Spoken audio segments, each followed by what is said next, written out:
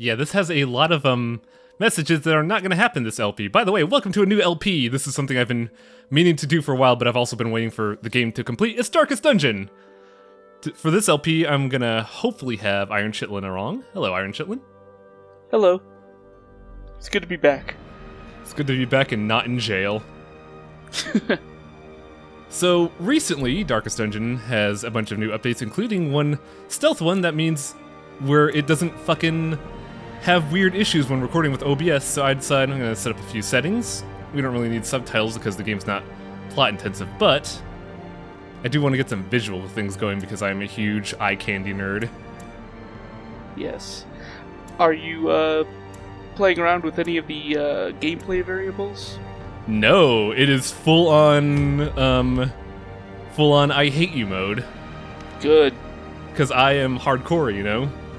Yes, the way it should be. Yeah, this game had a lot of weird drama where during early access testing, people were complaining a lot about the, what was it, the move mechanics and the corpse mechanic? Corpses and heart attacks were the big issues, I believe. Alright, now let's watch this cutscene that'll set the tone for the entire game.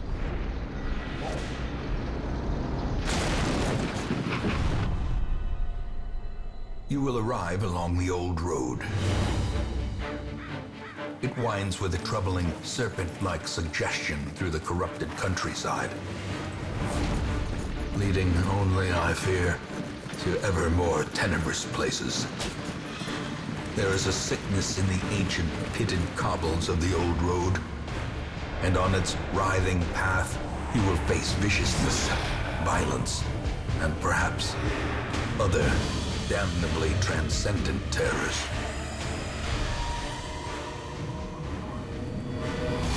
So steel yourself, and remember there can be no bravery without madness.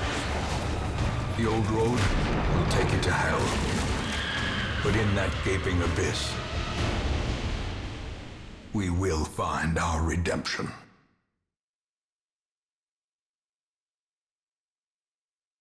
Well, our driver is garbage, so now we're stuck out here.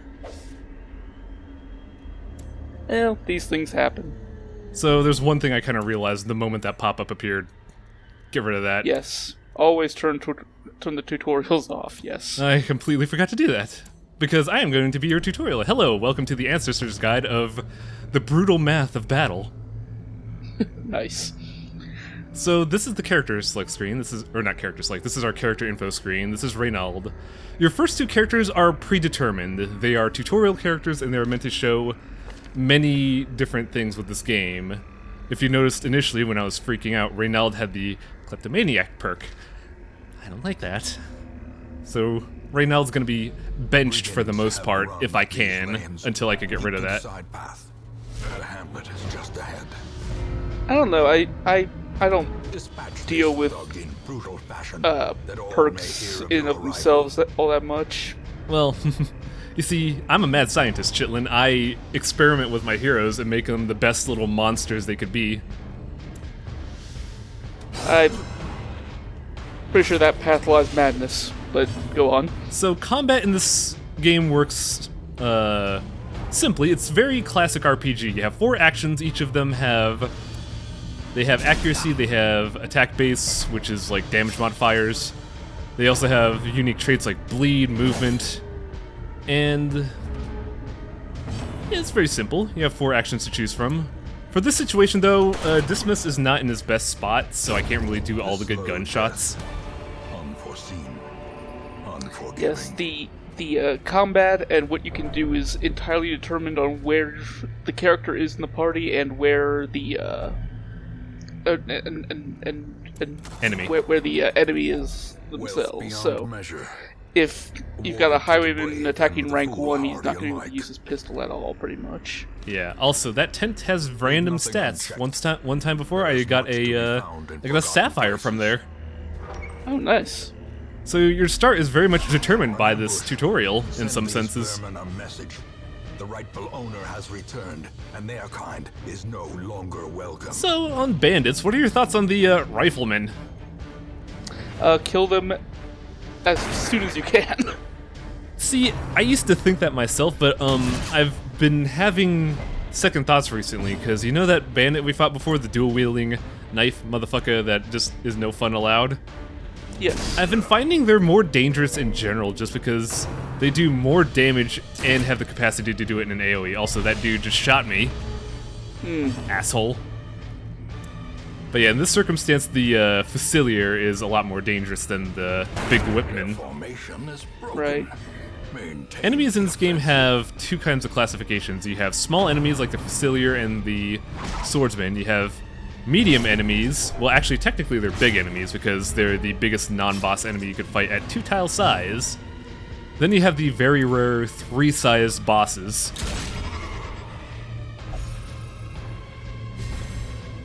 And as mentioned before, positioning does matter. In this instance, if I were to have a ability that hits 2 people in the front row, it would only hit the big guy and it would only hit him once. Yeah, it's a bit of a shame. I wish it kind of stacked the damage on a single target if that was the case. But I think that would be a little too powerful, honestly. yeah, probably. Yeah, this tutorial mission is not much of a threat. I've actually seen one of my friends wipe here because he didn't take out the Facilier. So this game does have the capacity to game over in this instance. And even then, I don't think you could game over there. Also, look at that, an Onyx. Nice. Nice. There are, along with hard coin, there are treasures that give you money. Onyx is probably my favorite one because it stacks at 4 and gives you 500 gold. Also, this is kind of an obvious thing, but to show it off to set up the tone for the game, traps exist. It is possible, but very, very rare to actually get a skeleton key from that battle to open the chest safely. Really? Yes. I've never seen that. Also, here's the big thing about combat. You can get random traits after each mission. Good job, Reynald. Welcome home, such as it is. This squalid hamlet, these corrupted lands, they are yours now. Yo, can I just And you are sell this bound place? to Also, this is the activity log. This is the caretaker's menu. It shows you all the goals you have in order to play this game. You don't have to do any of them technically. You could go straight to the darkest dungeon right off the bat. Soldiers and outlaws, fools and corpses. Well, I mean, if you wanted to get Reynald and All Dismas will killed, find that's their exactly way what you to should us do. Now that the road is clear. So, now for this part, the 2 characters you could recruit are fixed. Their abilities, though, aren't. For example, I got a rank 2 Vestal. You can also change their colors, which is going to be very important for the recruitment details we're going to discuss later.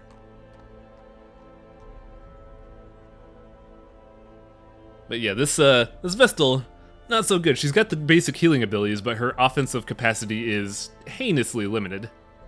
Yeah, it's not too great. This Plague Doctor, though, she's okay. I would have preferred Stun Grenade to Knife, but A sister of for battle, now we can't really pious modify and them. unrelenting. Also, we have a currency system alongside money, which is resources. This game runs a little bit like XCOM in that you have a home base that you can upgrade, Here. and you use various materials to do so. If you see on the bottom, we have statues, portraits, deeds, and little In emblem time, shields. You will know the tragic extent of my failings. This is the Ancestors' Memories. It's basically a cutscene player. And spoils a lot of the game ahead of time. Wow.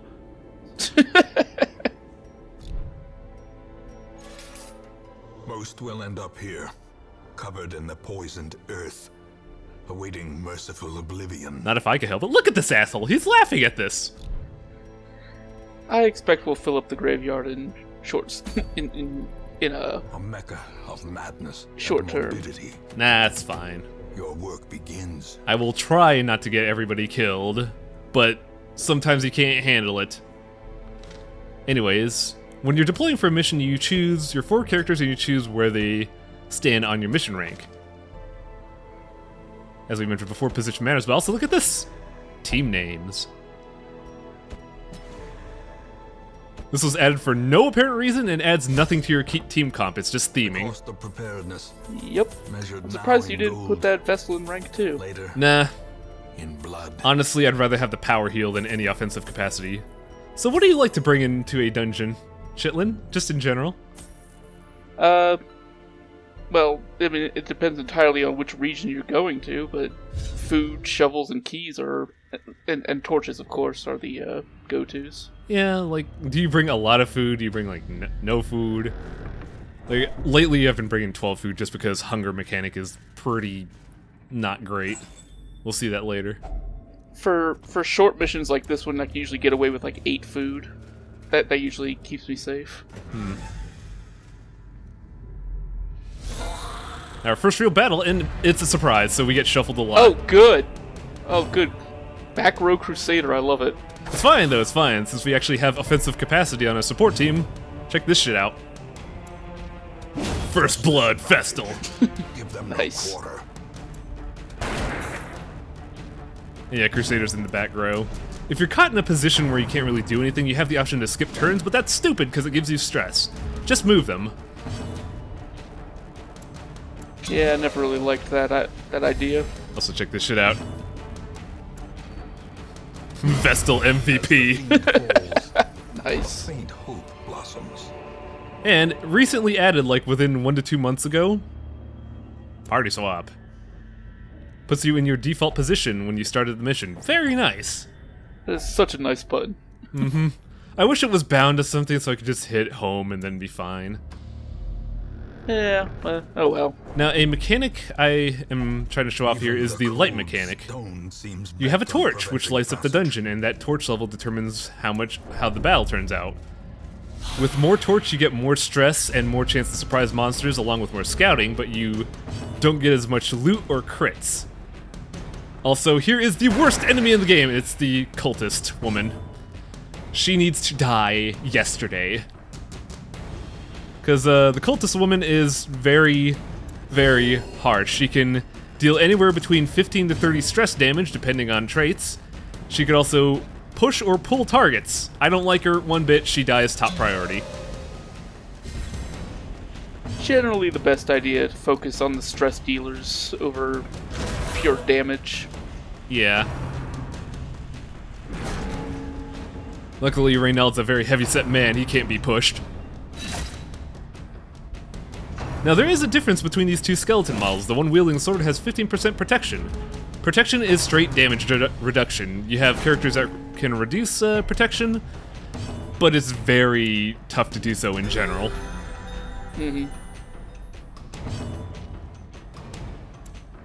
Now, the Plague Doctor is interesting because she's offensive support. She can't really heal much, but she can buff your damage, and she can do status effects that control the battle. Speaking of which, once we get into another battle, I'll explain my mindset for crowd control. But for now, that's the move. That's the move right there. Stressful incantation. Fuck it. Yeah. Confidence surges. Get smote. Also, look at this. Oh. That is a 5% protection buff. I honestly believe it's not, like, any protection is good. Like, it helps a lot more than having none. Also, as you watch this LP, you'll come to realize I am a big baby and will never enter anywhere without at least 75% torch. One of the huge lessons to just staying alive in general: don't go into a fight unless you're above 50. Packs laden with loot. So we're not going to be seeing any dark runs? Oh, I'll do a dark run once. Probably won't end well, but I will show one off, along with alternate character builds. Like, I think when this game was in the middle of development, I had a lot of people wondering why the hell I was running Frontline Occultist, which will be explained when it happens. Oh, Frontline Occultist is really good. Yeah. So we have another cultist, the Cultist Brawler. He's a paper tiger, honestly. Sure, he deals damage and he can bleed people, but he's not threatening in the least. He's like least priority on my menu. Is there a reason you're not trying to blight the back row with the Plague Doctor? I don't need to, honestly. Blight's too slow. Now, as you saw him there, I stunned the skeleton because this game actually has monster traits. As a skeleton, it doesn't have blood, but it has a very hollow head, so stun is very effective on it, but bleed will never work.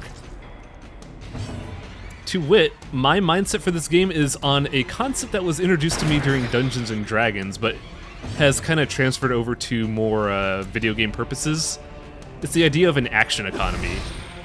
My mindset is, anytime I could do something that would lock down someone or kill them, I will prioritize that. Slowly. And that's why I plagued the cultists then, because it was a guaranteed kill during their turn. Right.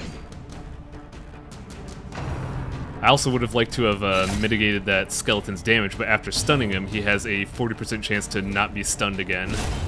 Yeah. Which makes sense in terms of balance, but, you know. Right. Yeah, just make sure you can't keep an enemy completely locked down. Oh, but I know a friend who can. We'll see that when it comes up. So, as Chitlin mentioned in the tutorial fight, certain curios have certain interactions. Half the time the heirloom chest will be a poison trap and you could use the anti-venom there, but for the most part, it's keys. There are other curios, but they will be explained when we actually do a, real mission with real goons. Now here are traps. Oh, traps are something I'm kinda salty about. For a good 80% of development, traps could be seen, and if you were paying attention, you would be able to disable them in time, and I like that. Now you cannot find a trap unless you scout, which seems rather unfair to me. I must have joined the early access after that. Ah, unfortunate. Yeah, I only know the invisible traps. So, hunger is the worst mechanic in this game, in my opinion. Mainly Yes. because it doesn't track if you eat manually. Hunger is a random encounter. Yeah, it's kind of bad.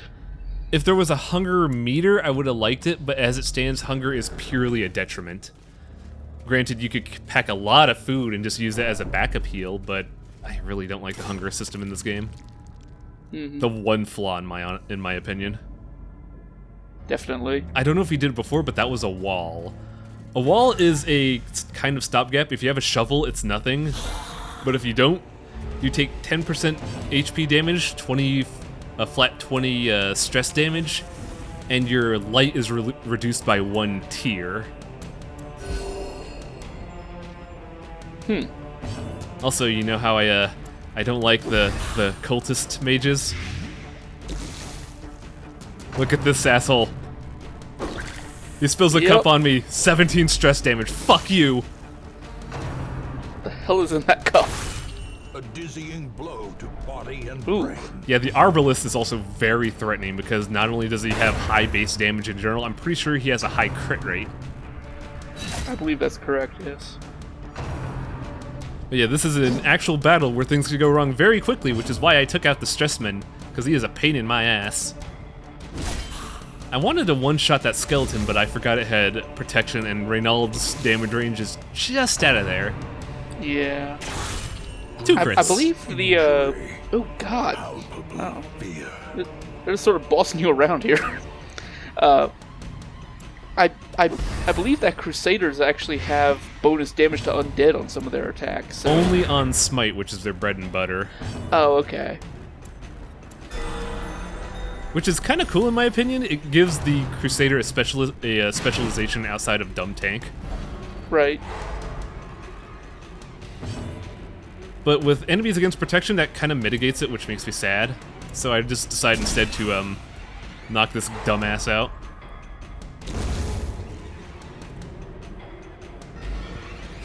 Now I'm in a bit of a bind here because my Plague Doctor's in not a good spot. But luckily, Plague is wonderful. Plague Doctor has had a really rough time. For most of development, she was really not great, but up until they buffed DOT damage, right when they buffed DOT damage, Plague Doctor became incredible. Remind yourself that overconfidence is a slow and insidious killer. Now, once you complete a mission, you have the option to go home or just continue going. I'm looking a little rough here, so I just decided to leave, and my game crashed. So, actually, no, it doesn't crash yet. Okay. Sorry, it does crash, spoiler alert. It froze for a second, so I was like, oh, that's when it crashed. But yeah, when you beat a mission, you are shown your rewards. They got a decent payload here. Some money, some supplies. I got a move buffing accessory. But that doesn't matter, because this is a tutorial video. Yeah. Precise Striker would be good on anyone else but the Plague Doctor. And I crashed here. Oh, good. That was the first time that happened ever, but here we are. You answered the letter. Now, like me, you are a part of this place. Now, from here on out, the game is just gonna let you have fun. There's no real tutorials after this. Promise solace to the weary and broken alike. Oh, nice. That's marvelous. Too bad this reality is gonna crumble once I get the LP going. Oh well. So, now, we mentioned stress a lot, and our Vestal's looking pretty roughed up. The cobwebs have been dusted. There are two ways to remove stress when you're in town, the Abbey or the bar. Calls to the faithful. Now, if we take a look at Reynald, he has a trait called God-Fearing. This modifies what you can do in town. Reynald will only pray. Now, while technically that's cheap, that's also not great. Now, here's a weird bit of irony. The Vestal, the Holy Virgin, goes to the brothel. I do love when the random numbers break like that. Yeah. It's just... Yeah, with the bar, you could get drunk for a modicum of stress removal. You can go to gambling for a chance at extra money and more stress removal. You could go to the brothel for a chance for massive stress removal and a chance at either a positive buff or more than often a negative buff. But I digress. Here's how this thread's gonna work. This reality is gonna crumble because you, the viewers in both YouTube and Something Awful, are going to determine both what the manner is gonna be and your recruitment. So for the first 2 days of after this video, I'm gonna leave it open for Something Awful to determine the house. Once those 2 days are up, I'm gonna scramble to make another video, kidnap Chitlin here, and make a actual first update. Afterwards, I will be doing recruitment. If you want to be recruited, just leave a comment in YouTube or post in the thread on Something Awful with I would say 3 preferred classes, top to bottom, with which ones you'd prefer, and also, if you look it up beforehand, a color choice. But yes, join now, help us stop the darkest dungeon, or die! Well, we'll see y'all next time, I guess. See you folks later.